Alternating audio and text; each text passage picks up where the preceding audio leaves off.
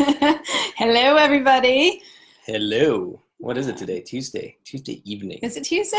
Crystal and Florian here. And yeah, Tuesday evening. And we're a little, you can tell we've been outside today. We did a little bit of hiking and it was wonderful. The weather is so beautiful here in Santa Barbara. And yeah, just finished dinner and thought we'd jump online and do a little Enneagram chat. So today we're going to be talking about relationships and the heart types. Ooh, interesting. Types 2, 3, and 4. 2, 3, and 4. I think I actually don't have any heart in me at all in my type. Isn't that true? Yeah, technically, being a 7, your lines I don't think connect to any of the heart center, but I think you do have a lot of 2 in you. Well, I'm going to learn something today. You are going to learn something. All right. Tell me. All right. What do you want to start with 2? Since that's one? Yeah, we'll start with and tell me before you jump in there. So relationships, what kind? Is it like intimate partners, or is it my parents or friends, or so what are you? What I'm going to talk about today with each of the types is all relationships. We're just going to do the broad spectrum, and then in future talks we can narrow it down to romantic relationships or within the family or work relationships. But for today, we're going to talk about relationships in types 2, 3, and 4, just the big picture view. And for those people who want more detail, like to go nuanced, join the Enneagram Community Hub linked in here, because that's where we do stuff that's more specific, and we put on and host events where we can really dive deep into specific topics. So type 2 is the helper or the giver, right? That's that super heart-based type. And in relationship, they really love to take care of their people. So they feel like they have that sort of spidey sense where they can really feel what other people need, and they really want to take care of those needs. So they will go above and beyond the call of duty to say, hey, what do you need? What can I do for you? And they can oftentimes wear themselves out taking care of everybody, whether it's their spouse, their kids, coworkers, anybody. They are just naturally gifted at taking care of others. I can very much see that in my mom. She's a 2, and she always takes care of us as me and my 2 siblings very well. She always knows better what we need than what we know. She even has the saying that she's like she pushes us towards our luck. She just knows what it is. That she's forcing you to your luck. Yeah, I hear that. Yeah, I can see that with your mom. And another thing with 2s, they tend to like to keep the relationship upbeat and uplifting, and to avoid getting into these like negative discussions or heavy feelings. They like to keep it buoyant and uplifting. They want relationships to feel fun, uplifting. So they're really going to gravitate towards that more optimistic style of relating to each other rather than let's get deep and heavy. Another thing for type 2 is deep down they want reciprocity. And sometimes what's really challenging is that the people they're in a relationship with don't realize that they want to be helped, they want the help back in some way. They seem so giving and altruistic that they're going over the top to help others. Oftentimes they don't get their needs met. So if you're in a relationship with a 2, if you can, number 1, show a lot of gratitude for the ways they're helping you, and then number 2, offer to help them. Say, what can I do for you? You helped me so much. Let me give some of that back. That really means a lot to a 2. Cool. I think that's very helpful. I'll definitely use that with my mom. Yeah. And also, I think if anybody's watching and has maybe knows a 2, or they're 2 themselves, they can drop any questions maybe in the comments, and we can discuss that in more detail. Exactly. Yeah. Anybody that has a person in their life or relates to this, the type 2, the giver or the helper, quintessential, very giving person, going over the top to help. If you have any questions about that type, just drop it in the comments. I see we got a few people on right now, and it's good to see you guys online. Hello. So now let's go ahead and jump into the next type. So type 3, we call it the achiever. And this is the type that just loves to be the best. And they really are. Like pretty much whatever they go after in life, they tend to be really good at it. They love to perform. They're great at reading an audience or reading a group of people and saying, what do you all want from me? And I can do that. Or even one-on-one. They're great at like kind of almost like a chameleon that can change their colors to fit any situation. They're really great at that. In relationship, though they are a heart type, they tend to come across as leading from their head. They come across as direct, let's get to the point, no nonsense, let's get stuff done, what's the next step, very future focused. So in a relationship, they enjoy being with other people who are really high energy like they are. They want to be with doers, okay? They don't want to be sitting around mulling over emotions or looking at the past or going really slow. No, they want to go, go, go, go, go. They're quick, they're smart, they're sharp, and they want somebody to be with them that can match that energy. Now, in relationship too, they really want people to notice the good work that they do. So if you're in a relationship with a 3 and you can, champion them and say, wow, look at what you've been working on. Great job. Like, you're really trying hard. You're wonderful. Now, the flip side to this is oftentimes 3s get praised for their external achievements, and they feel like their worth is based on what they're doing in the world rather than who they are inside, rather than the being part. So with a 3, if we can champion and give them praise for who they are inside, regardless of their achievements, just to say, you are a good person, you have a big heart, you're a wonderful soul, and really meet them there and let them know that you see that part of them and help them rest and slow things down, that can be very balancing to a 3, to give them permission to just be a human being for a little while. But again, in relationship initially, they're going to enjoy it more if you can be high energy and match them, though deep down they need to rest. Yeah. Well, it sounds like exhausting. Yes. Now here's a question. Type 3s, they tend to be quite competitive, right? Oh, yeah. So how does that play out in a relationship? Like if you are both gotta be competitive, like, or do you not want to be? What's the best? Yeah. So in a relationship with type 3, they'd love to compete. That's for sure. And it's a fine balance. It depends on the level of health of a 3. So a very unhealthy 3 will not like it if they're competing and they lose. Like, losing is not an option to an unhealthy 3. Now, if you're in a relationship with a healthier 3, they know sometimes you win, sometimes you lose, but they're still going to enjoy the competition. So if you're willing to just engage with them and kind of, play the game and compete, and you're okay with losing because they may beat you, then that will be nice for them. Like, they'll enjoy that. I'll say in a romantic relationship, it can be nice for a 3 to be with somebody they don't have to compete with. That can be a big relief to them because they tend to be competing in the rest of their life. They notice, like, who's one up and who's one down.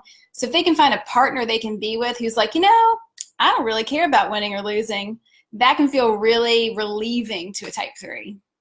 Excellent. Now, maybe a quick point here. If you don't know which type you are, I think you pointed out we have an Enneagram Facebook group. There's also a way to take an assessment there, find out your type there. How about if I'm in a relationship, do I want to have my partner take the Enneagram assessment too? Does that help?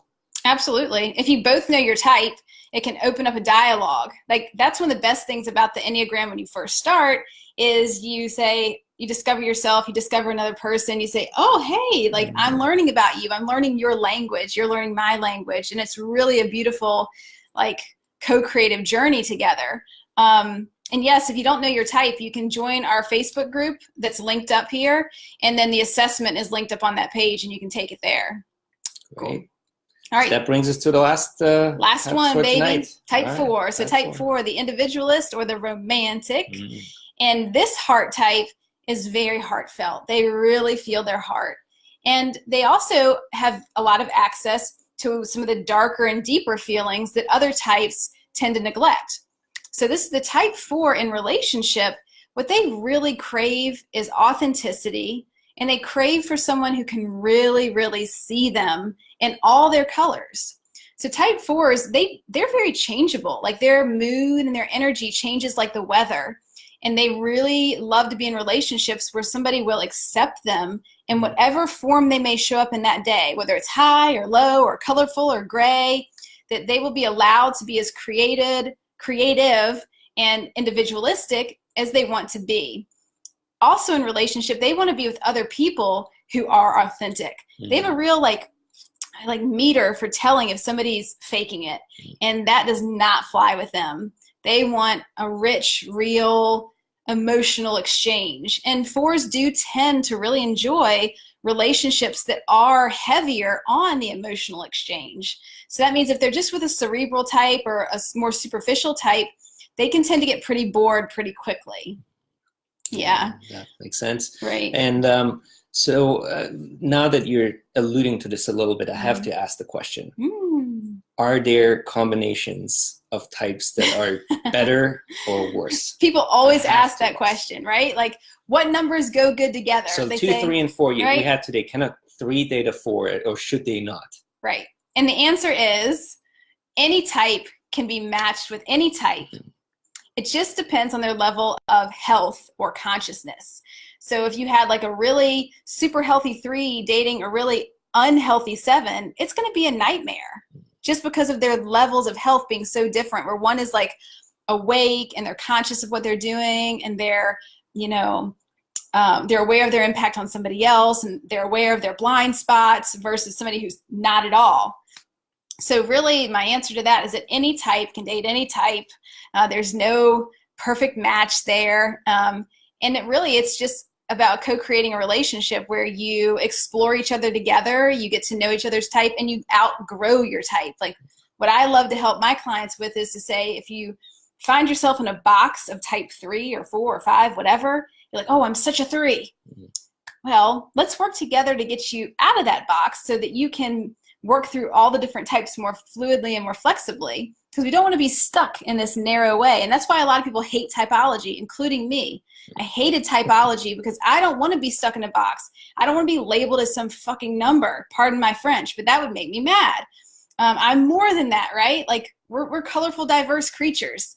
And what I loved about the Enneagram is that it does allow that fluid motion around all the different types, recognizing that we are all really holistic beings that can express all different ranges of emotions and feelings and personality styles.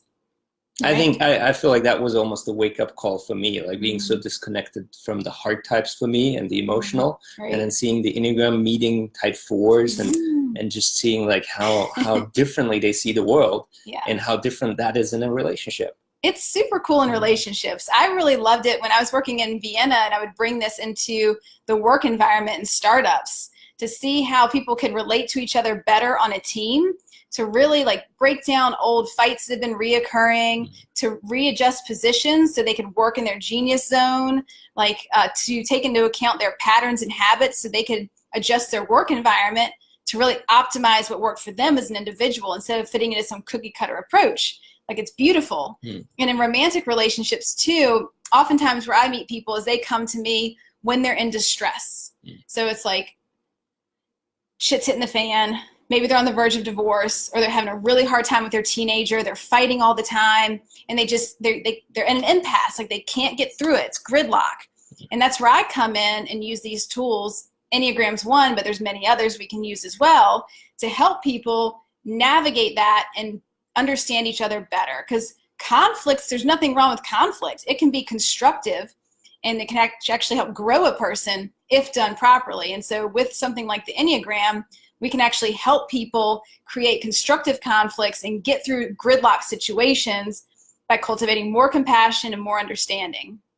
And this is just like one of the first steps or easiest tools to use is typology, because it gives us a language. It's like, okay, I speak type 8 and you speak type 7. Let me tell you what type 8 language is like so you can understand me. Let me understand your language of 7, right? And now we can have some kind of basic framework to work on moving forward together.